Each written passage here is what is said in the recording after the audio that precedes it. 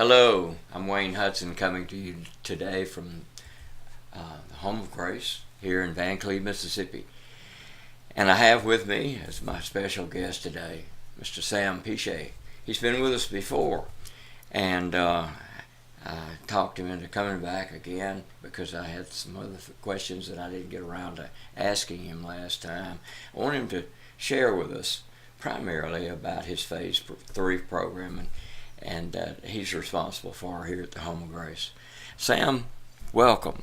Thank you. Glad to be back. Glad you could climb those stairs again. Amen. Listen, you are in charge of what we call at the Home of Grace Phase 3 program, and we have our regular program, which is Phase 1 and Phase 2, and that covers about 12, 13 weeks. Right.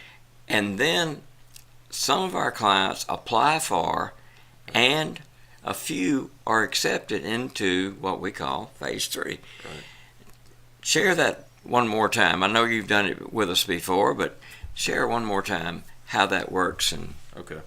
So, really, Phase 3 is something that some men and some families actually get interested in before the men even enter Home of Grace, or as they move into Home of Grace, they start learning about.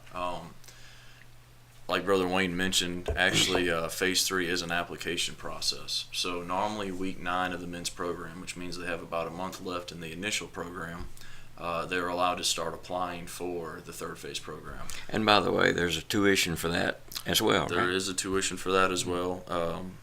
At this time, it is less cost than the initial program, but that could always change, but that's where it's at now. Basically, the application process we take the men through is, it kind of goes off their discipline record. It also goes off many variables of if they feel like they're kind of called to the ministry, or they feel like they haven't got enough time and they're trying to learn a little bit more. Also, we try to kind of work with where some of their skill sets are at, because we're hoping that we can enhance what they've learned so far and then move in even vocationally where they're going to, if we can't help accommodate some of those areas. So I'm sorry to interrupt, but I have to say this. I've been at the Home of Grace 16 years myself. Right. And over those 16 years, I've learned one thing. We have people from all walks of life that come through our program here at the Home of Grace. And every imaginable occupation that you could conceive of. Right. And I mean, we've had doctors, lawyers, farmers, mechanics, and on and on and on. So, and that was just one man. yeah, funny. Yeah. All right. Anyway, I'm sorry. Go ahead. Yeah, but I think what you're alluding to, or where you're getting at, is what you're saying is what we do. I guess what I was trying to say also is that what we do is we try to, teach them how to have life skills or leadership skills in that occupation also. So we'll continue that on, just knowing up front what they come in, how they come in. And one of the things we always do try to work with men on, if they get into the Phase 3, a lot of men don't have a driver's license at that point. We want to try to get that for them. We do want to make sure they finish their GED and got their high school diploma at that point. Which we provide someone to teach the GED. Right, we work with them on that. I mean, a lot of times we'll try to use transportation to get them there, get them back. Obviously, we can't pay the fees for the men, but we can do what we can to help them in those areas.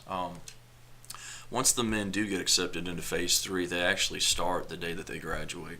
And Phase 3 is still an inpatient program.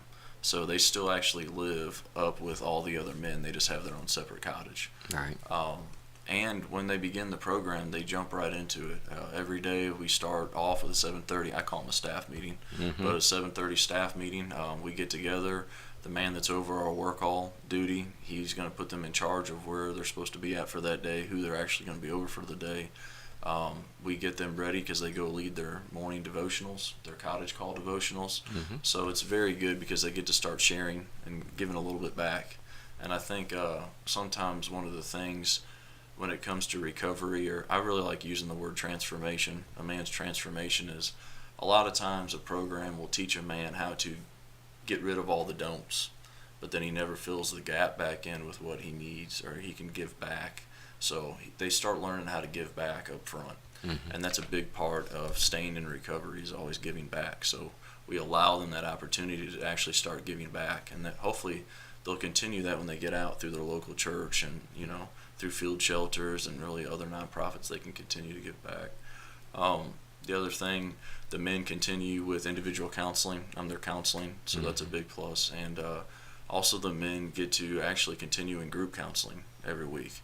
So that's a big thing for men that are in extended stay programs, because a lot of times you don't get that in the actual extended stay programs. You don't get the counseling aspect of that.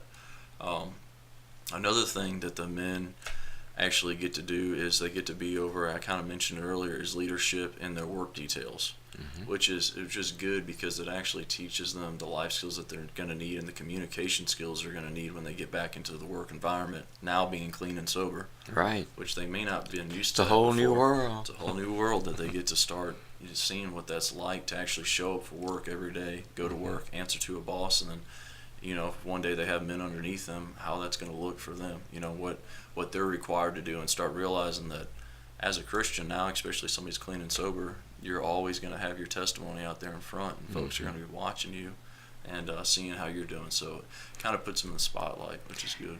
I love what Dr. Bob Jones, who founded Bob Jones University, once said. He used to speak before a entire student body once a week or once a month, I can't remember which. And he would always say the same thing.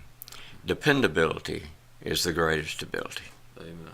I like that. And that's what we're teaching here in our Phase 3 program in particular, right? Right. Yeah, that's exactly what we're trying to do. We're trying to make sure that they stay accountable. If they're not accountable and they don't learn how to be accountable to others, and really God first and then others, they'll never be able to even be accountable to themselves. Because by this point, most men don't even have trust in themselves, and their families lost trust in them. And we're trying to regain them trust in themselves, and that way they can reconcile their relationships with their family, they can be dependable to their bosses, and really just be productive members of society is what we're shooting for, on top of many other things. I was going to mention a couple other things the men do on top of being with us. They see enough of us as it is, but they also get to go off campus a few times a week, like I had mentioned in the other video. In that, the men actually attend church off campus, so they become part of a local body. As part of the reentry process. Part of the reentry. So it's good because it starts training them what that looks like to be part of a local church body, which is so important nowadays, because we want men coming up under, shepherding. We want that shepherding, we want that stewardship, and learning how to be part of a church body and give back in whatever area they feel like they're called to, because they're going to be leaders of their households, they're going to have families, a lot of them do, and they need to know what that's going to be looking like. And some folks have never walked into a church outside of Home of Grace by the time they come to Home of Grace. So the first time they actually go to a church service and they take up an offering, I want them to know why they're asking them for their money. Hey, what's that plate for? Yeah, what's that thing for? What's this juice for? I want them to understand that. Just the simple things sometimes. And then those that have been church their whole lives, per se, it gives them an opportunity to reintegrate and to start stepping back into their faith, so it's good. Another thing we do allow the men to go to a lot of men's prayer breakfast, which is good because it kind of gets that fellowship, again, leadership. We allow the men to learn and then also attend recovery groups off campus, which is very, very good, because then it gets them integrated back into the thought of, hey, this is something I'm going to continue from here on out. It's not just on paper. Every man has an action plan when he graduates Phase 1 and 2, and it says what church they're going to go to, who their mentor is going to be, and what recovery group they're going to attend. So this actually gets them working that action plan before they get out, so that all they got to do is continue doing what they're doing when they get out, and they'll be right on track. One of the other aspects I like is that we actually have volunteers that come in and teach the men some theology courses. So they're able to touch those that have been in church for, say 20, 30 years, all the way down to the man who just, came to salvation a couple weeks before, which is a really good aspect of it, because it actually allows the men to dive in at their own pace, and they're able to ask questions, so it allows them to learn. And then part of Phase 3, too, is we actually have our own curriculum set that we use different sets of curriculum, and a lot of it's focused on relapse prevention, relapse tendencies for those that have relapsed, and this is, they've been to other recovery centers that also delves into that, so we can look into those issues. And then a lot of what we teach, too, is just really authentic manhood, what it looks like to be a man, and what that looks like in society today, all the struggles we struggle with, and what that's going to look like in our walk and faith, with the Lord. So. Okay. Sam, that's incredible. And I can tell that this is you're really passionate about what you do, as far as this Phase 3 program is concerned, and the ministries of the Home of Grace as a whole, right? One more thing I'll mention real quick too. Sure. We don't just put them to work all the time. We actually do take the men out. Sometimes they do get to attend movies, and then what we try to do is at least quarterly, we'll take the men on an outing. And a lot of times that's just good for team building. We get to kind of cut loose, as they say, let your hair down, that type of thing. We've been on canoe trips, and we've been on, we get to go out to movies, go bowling, do all these kind of things. So that camaraderie and just seeing that so many men tell me, hey, this is the first time I've ever done something like this clean and sober. And I didn't realize that you could be a Christian and have so much fun. Right. This is actually, it's not just all task. It's not just a taskmaster. That God wants a relationship with me, and they start building relationships with other men, relationships with leadership, and they start seeing that, hey, this is a lifelong thing, and God is going to be in everything that I do. There's a lot to be said with being filled with the right spirit, right?